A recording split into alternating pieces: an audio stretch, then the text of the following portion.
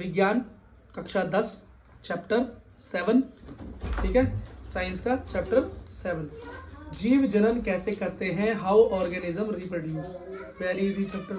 देखो बेटा इसका क्या मतलब है, इसका मतलब है कि बेटा जो जीव होते हैं, जो जिंदा होते हैं, वो रिप्रोड्यूस कैसे करते हैं, जनन कैसे करते हैं, इसका क्या मतलब है, क्यों करते हैं भाई, जनन की जरूरत क्यों है, रिप्रोडक्शन की क्यों जरूरत है भाई। रिप्रोडक्शन की जरूरत इसलिए है, अगर रिप्रोडक्शन नहीं होगा, बेटा गेट बंद कर देना, तो हमारे जैसे और जनरेशन आगे कैसे बढ़ेगी, हम तो सारे यही खत्म हो जाएंगे। इसलिए बेटा रिप्रोडक्शन होता है।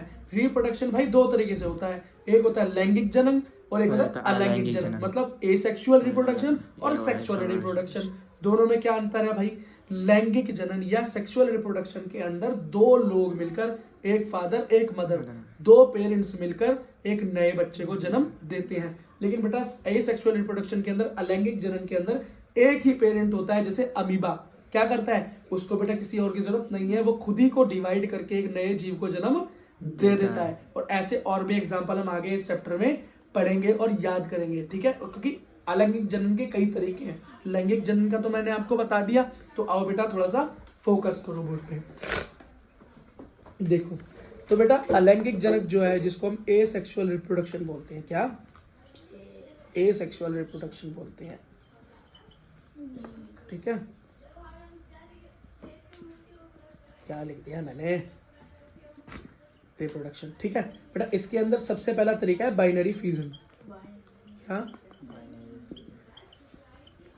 मतलब, खुद को दो भागों में बांट लेना, खुद को दो भागों में बांट लेना। बाइनरी मतलब द्विविभाजन, क्या द्विसम विभाजन, खुद को दो भागों में बांटने से। अमीबा है, अमीबा क्या करेगा, अमीबा भाई धीरे धीरे बड़ा होगा, अपने आप को मोटा ताजा करेगा, फिर अपने आप को बेटा धीरे धीरे दो पार्ट्स में बढ़ाने की कोशिश करेगा, ठीक, एक यहाँ न्यूक्लियस बना, यहाँ बना, और बेटा धीरे धीरे दो अमीबा अलग हो जाएंगे। ये हो गया बेटा बाइनरी फ्यूजन। एक होता है फ्यूजन, फ्यूजन मतलब जुड़ना, फ्यूजन मतलब टूटना, विभाजन मतलब टूट जाना, क्या टूट जाना, ठीक है बेटा, ठीक है, आ जाओ बेटा उस तरफ चले जाओ।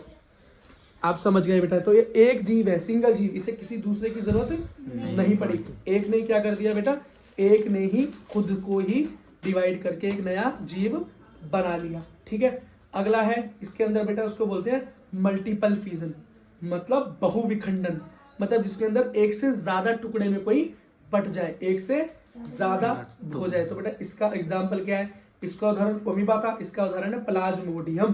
क्या प्लाज्मोडियम मतलब वो मच्छर बेटा जहाँ मलेरिया का जो तत्व है, जिससे मलेरिया होता है, मलेरिया, क्या मलेरिया, या इसको याद करो प्लाज्मोडियम, ये करता है अपने आप को कई भागों में बांट लेता है, क्या कर लेता है, कई भागों में बांट लेता है। अगला है बेटा बडिंग, जिसको हिंदी में कहते हैं मुकुलन, क्या कहते हैं, मुकुलन। अब बेटा एक बार इसका चित्र भी जरा देख लो, मुकुलन कैसे होता है।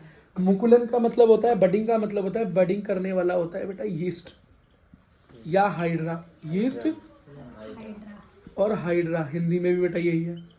हाइड्रा कैसा होता है, हाइड्रा बेटा एक ऐसा जीव है, एक कोशिका का, जो कि समुद्र के अंदर या पानी के अंदर पाया जाता है। इस तरह का उसका स्ट्रक्चर होता है। धीरे धीरे क्या करता है ये बेटा क्या करेगा कि अपने यहाँ पर एक छोटा सा मुकुल बनाएगा, मुकुल मतलब बड बनाएगा। फिर ये बड क्या होगा बेटा, धीरे धीरे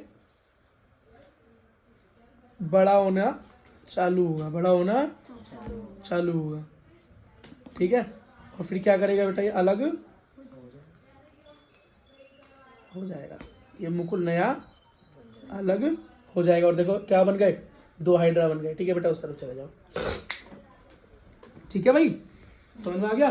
देखो अगली विधि है बेटा स्पोर फॉर्मेशन। क्या स्पोर फॉर्मेशन, क्या बेटा स्पोर फॉर्मेशन, हिंदी में देखो इसे क्या बोलेंगे, बीजाणु समागम, क्या बोलेंगे, बीजाणु समागम, ठीक है। वैसे देखो यहाँ पे ना स्ट्रक्चर दे रखे हैं, देखो प्लेन एरिया का स्ट्रक्चर देखो बेटा, एक से कितने भागों में बट गया।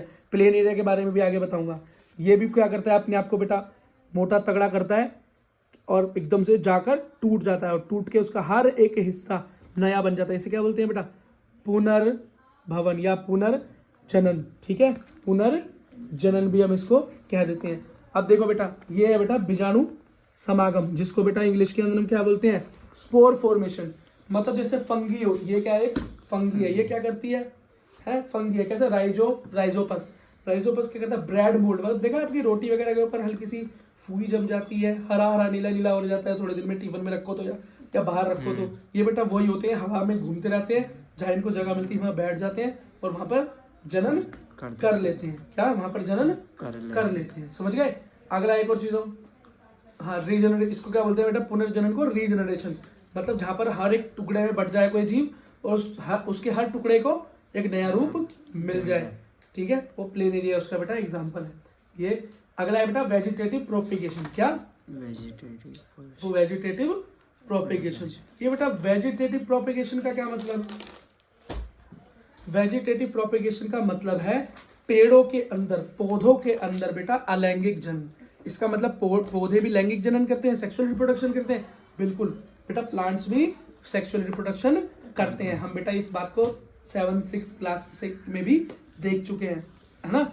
आगे देखो, तो बेटा ये जो हमारा वेजिटेटिव प्रोपिगेशन है ये क्या होता है, ये अलैंगिक जनन है, कैसा, पौधों के अंदर। तो बेटा कैसा है, अच्छा इसके अंदर हम क्या करते हैं बेटा, किसी पौधे की जड़ या किसी पौधे का स्टेम या किसी पौधे की वो ले लो लीफ, और बेटा उसको गाड़ के, उसको जमा के या उसकी मदद से एक नए पौधे का निर्माण करना वेजिटेटिव प्रोपिगेशन कहलाता है। ये है नेचुरल, ये क्या है बेटा, नेचुरल। क्या इसको आर्टिफिशियल तरीके से भी किया जा सकता है, हाँ बेटा किया जा सकता है। टिश्यू कल्चर, टिश्यू कल्चर का क्या मतलब है, लैब के अंदर उसके टिश्यू को, उसके उत्तक को लेके हम उस प्लांट की संरचना करें, ठीक है। या कटिंग या कलम लगाना, क्या बेटा हमने फूल का कोई लिया पेड़ और उसको गुलाब में कलम लगा के उसको गाड़ दिया, ग्राफ्टिंग वगैरह जो हम करते हैं, ठीक है बेटा, ये क्या है, ये एक तरीका है। अच्छा अगला देखो, तो बेटा प्लांट्स के अंदर जो सेक्सुअल रिप्रोडक्शन है वो किस तरीके से होता है, तो प्लांट के अंदर जो जननांग है ना, जो बेटा सेक्सुअल पार्ट है प्लांट का, वो होता है फ्लावर, वो होता है फूल। क्या होता है, फूल। आओ बेटा इधर फोकस करो एक बार, देखो तो एक फ्लावर का चित्र बनाते हैं, वैसे भी हमारी बहुत बढ़िया ड्राइंग है।